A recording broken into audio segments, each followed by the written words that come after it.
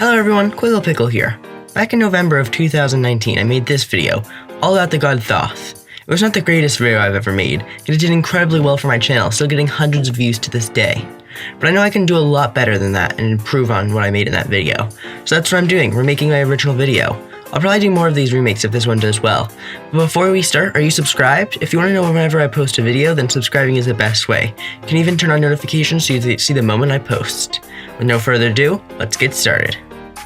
Thoth is a god of knowledge for the Egyptians, also representing writing, wisdom, and scribes, the people who copied books in ancient Egypt. He is depicted as a man with the head of an ibis, a type of bird in Egypt, as that was one of his symbols along with a baboon. He is even named after the ibis. His name actually means he who is like the ibis. The way that Thoth was born was very different in different parts of Egypt, and there are many stories on how the knowledge god came into being. One of the most common stories is that he is the son of Ra, who spoke him into existence. Another story is that he created himself. And the final of the common stories is that he was created in the middle of the battle of Set and Horus for control of the universe. The stories of Thoth being the son of Set and Horus gave him the title of a god of balance, and Set was a god of chaos and evil, and Horus was a god of order and good.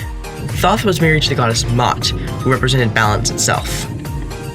According to the myths, Thoth invented law, science, philosophy, writing, and even more. One of the most important things that he was said to have invented was the written word, although many stories said that he kept it from mankind and that Osiris or Isis gave it to humans. Thoth was the god of scribes, and the scribes would pour one drop of ink for Thoth as a kind of sacrifice for a good day. As the god of scribes, he was also the scribe for the gods. In the Hall of Truth where the dead souls were judged, he wrote down the results of the trials.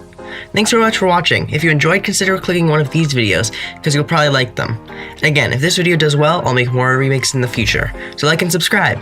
But with all that said, I'll see you next time in another video. Bye!